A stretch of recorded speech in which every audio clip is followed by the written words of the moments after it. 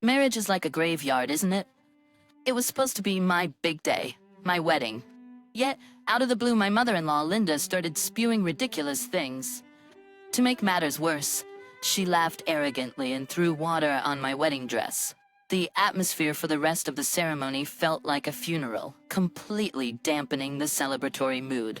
The folks from William's family just stood there, snickering and watching the scene without stopping Linda. A year after that hellish wedding, I got my chance for revenge. My sister-in-law is getting hitched. Would you believe it? The date of her wedding is the same as mine. I'm thinking of giving her a taste of her own medicine with that life's graveyard comment. My name is Mary. I'm a newlywed in my early 30s. I had registered our marriage when I was 30, but the wedding was planned for 2 years later, once we had saved enough money. My husband, William, didn't seem too interested in me. Whenever I tried to talk to him, all I got was a dismissive, yeah. So even when I had something I wanted to discuss, he wouldn't listen. For 2 years, I had to tolerate something. It was the constant harassment from William's family. Is it meat pie again today? Didn't you have a meat pie just last week? If you keep eating only meat pie, won't you lack proper nutrition? You should cook more balanced meals. It's not fair to our son. Linda, my mother-in-law, would come over daily to inspect my meals. She never came in the morning, perhaps because William was around, but she would always show up around lunchtime. I started living with William 2 years ago, and since then, Linda has been visiting every day. The reason? Our houses are incredibly close. Our place and Linda's are just a stone's throw away, about 50 yards apart. Many might be wary of living so close to their in-laws, anticipating issues. But I was completely fooled by Linda. Before our wedding, she was so sweet, always saying, if you ever need anything, just let me know.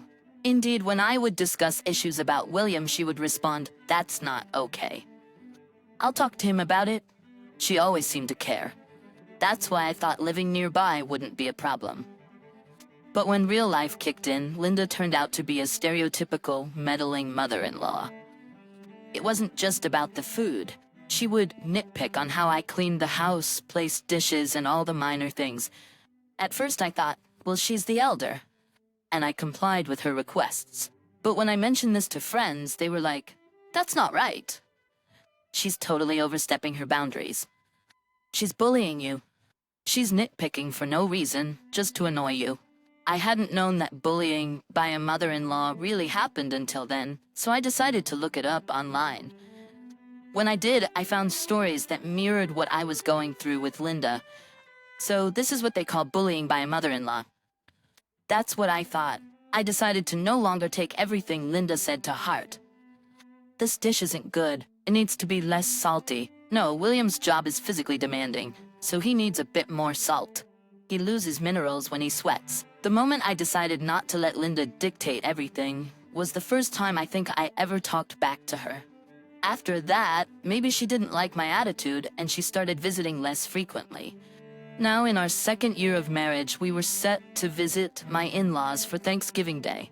Since Linda's visits had become infrequent, I thought it would be good to show our faces.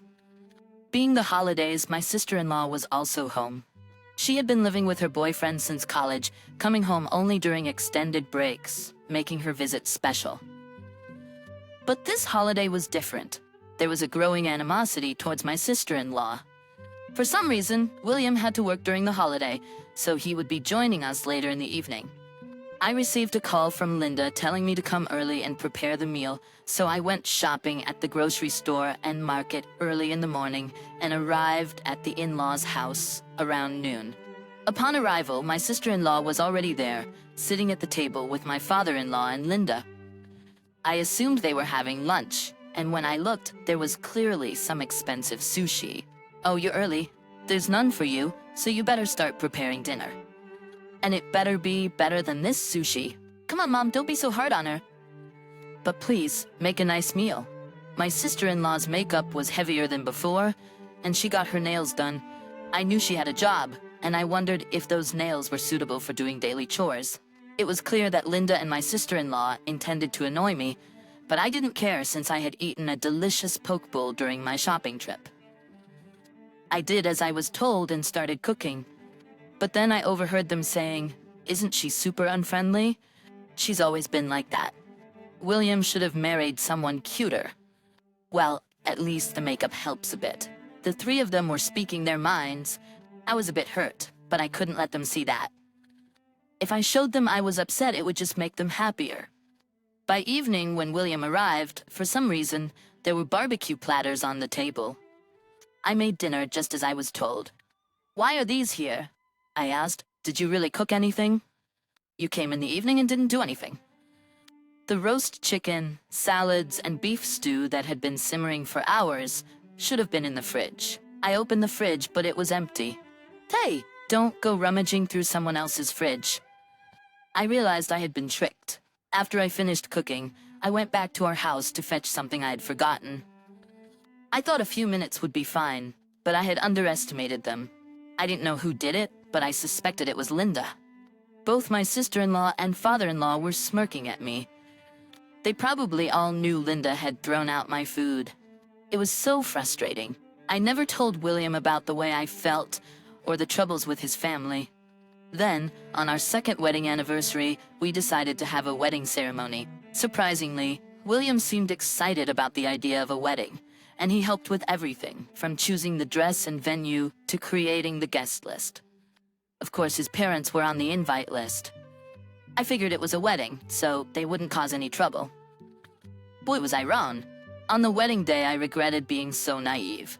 The ceremony began with the gathering of attendees and then transitioned into the reception. After changing outfits, we headed to the venue. When I met William's gaze, he was staring intently at me. "Is there something on my face?" I asked. "Oh, I had to reapply my lipstick earlier. Is it smudged?" He didn't respond. After a moment's thought, he whispered, "You look beautiful." I never expected to hear those words from him. In the 2 years since we married, no, considering the 5 years since we started dating, William had never called me cute or beautiful. The only times he really made me feel special were when he confessed his feelings and proposed.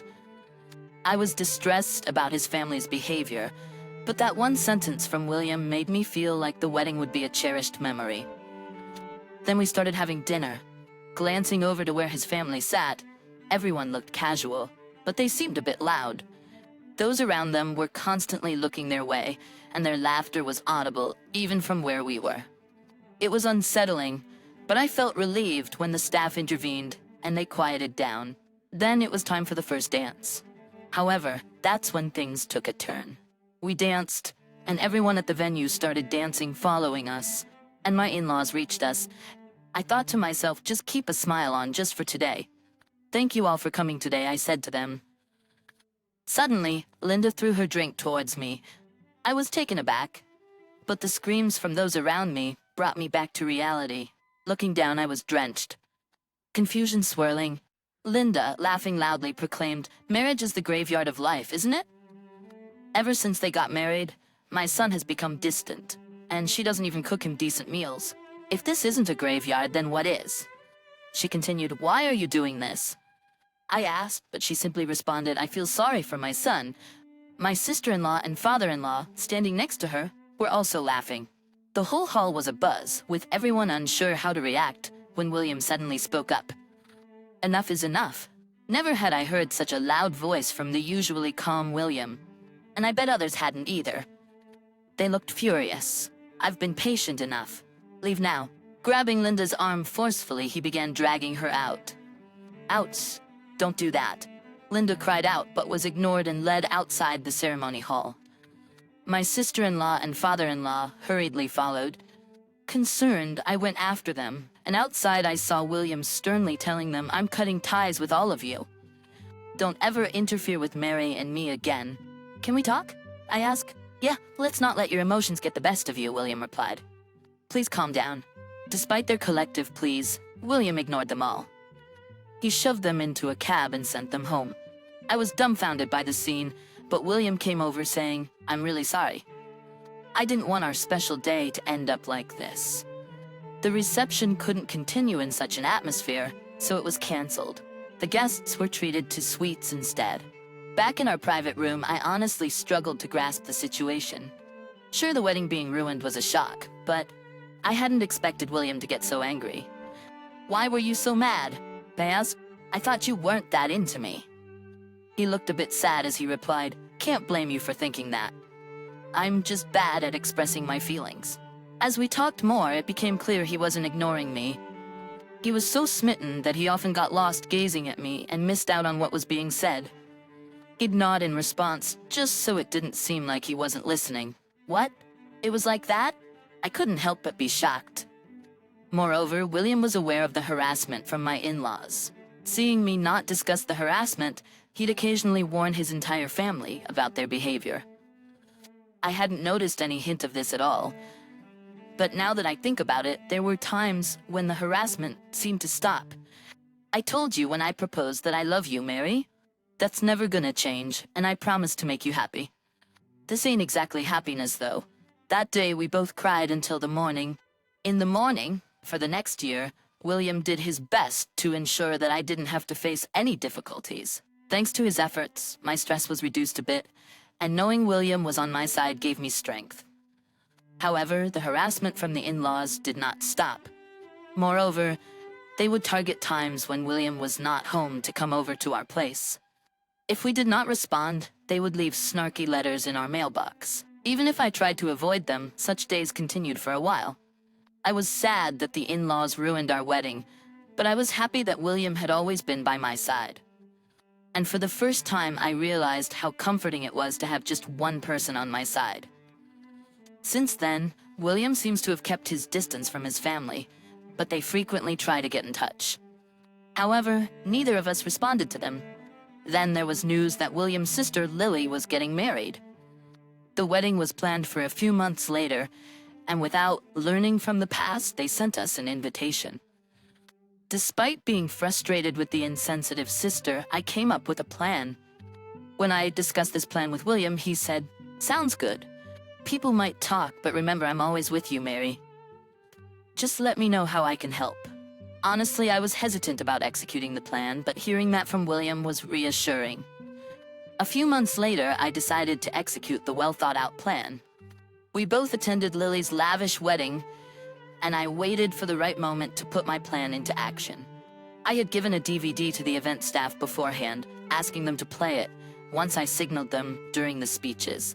Lily had requested a speech from William, but when the time came, he did not stand up. Seeing the staff flustered, I stepped up and asked, "May I take his place?" Lily and her parents were taken aback, but the atmosphere did not allow for them to say no. I opened up the prepared podium and stood in front of the microphone. "I'm truly happy for Lily's marriage. However, previously your family used to say marriage is a graveyard. What do you think about that? I never thought marriage was like that, but I never imagined you would do something like that." As I raised my hand while speaking, an image was projected on the screen behind me. It was footage we had taken, thinking we would watch our wedding ceremony later.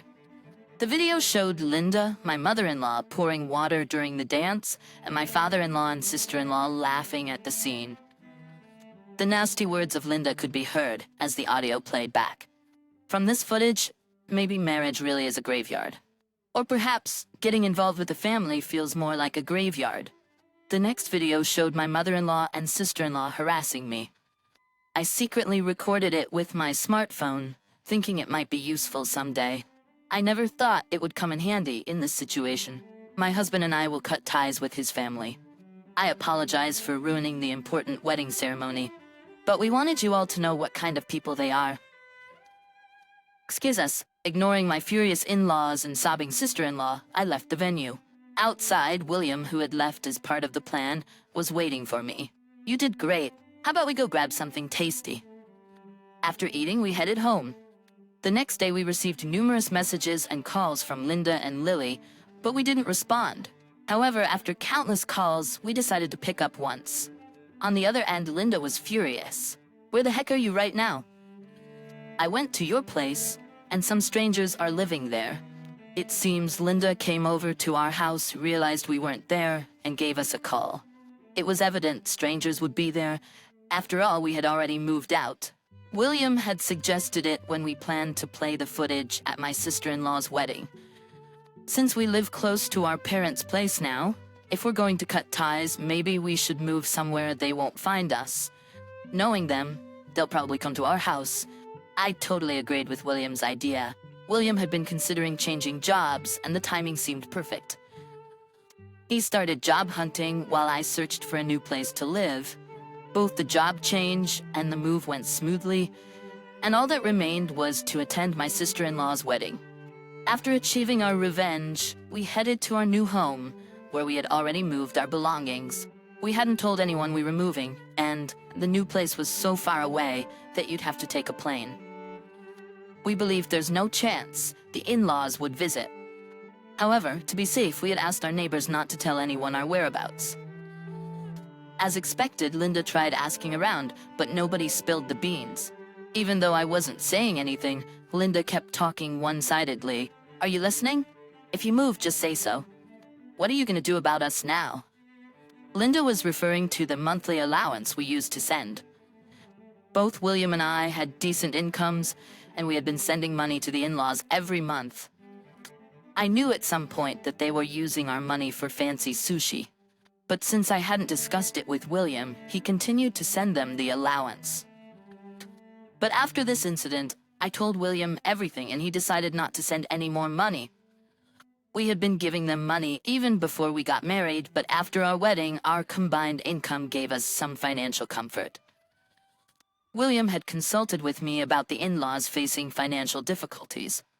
I had agreed to increase the amount and continue the monthly allowance even after our marriage. However, in reality, they weren't struggling at all. They just made us send money so they could live lavishly. As the years went by, they saved less and could no longer live solely on their pension. In the end, it seemed they were relying solely on our allowance. Whether they realized its value after it was gone, or whether they were genuinely struggling, they demanded, "Send us money and tell us your new address." We had no intention of telling them our address, let alone ever meeting them again. I hung up the phone from Linda without saying a word. After that, whether I blocked her number or not, she kept sending me messages to see how things were going. According to the messages, after Lily's wedding, her fiancé had apparently confronted her quite harshly. Lily's fiancé was what you would call well-off in general terms, and my in-laws were expecting some financial support from him. However, once he found out about the incident at my wedding, he was furious and demanded to know what had happened. Lily claimed it was all Linda's doing, but there was footage of Lily laughing along. The fiancé declared he couldn't marry someone like that, breaking off their engagement. Naturally, the talk of financial support also fell through. The flustered family was expecting some financial help from us, but since we found out that the money was being used for luxury, that plan failed. Lily, who had been living with her fiancé, was kicked out and now lives with her parents. She had planned to be a homemaker after marriage, so she had already quit her job. So now their income is just the pensions of Linda and my father-in-law. Knowing them, they probably don't have much savings. But the land where their house stands is quite spacious, so I guess selling it could fetch a decent amount. As a result, my in-laws decided to sell their home. Though they moved to a small one-bedroom apartment, for some reason, Linda keeps sending me detailed messages about their situation. Is she trying to guilt me into sending money? I don't feel sorry for them, and when I talked to William, he said, "It's annoying when they send messages like, 'Don't you feel bad for us?'" As for William and me, we were engrossed in our new jobs in a new place. William had switched jobs, and I set up a new company, a matchmaking agency. The incident with my in-laws was the catalyst. At the matchmaking agency, it's crucial to vet potential partners and introduce them to suitable matches. Dealing with my in-laws made me realize the importance of family. Even if someone seems perfect, their parents might not be. Having been through it, I believe I offer sound advice to those who come to the agency. Sometimes they may need to be prepared to cut ties with their parents. In fact, almost everyone who found a partner through the agency has thanked me, saying things like, "I'm so glad I joined this agency." I had some non-negotiables, but I realized that if I changed, it wasn't a problem. I talked with my parents, and we agreed that we needed some distance in our relationship. In fact, keeping some distance has helped many daughters get along with their mothers. I owe it all to your advice, Mary. Many have told me. Yet while we're busy with our work in this new place, I sometimes wonder about my in-laws. I occasionally feel curious about how much they might be struggling now. But no matter how big their issues might be, we've decided it's none of our business. So I plan to keep their number blocked, and I have no intention of reading any future messages from them. I'm aware that the events at the wedding have had a profound impact on my in-laws, but that's a result of the choices they made. William and I are living the life we chose for ourselves, and we believe that's what matters most.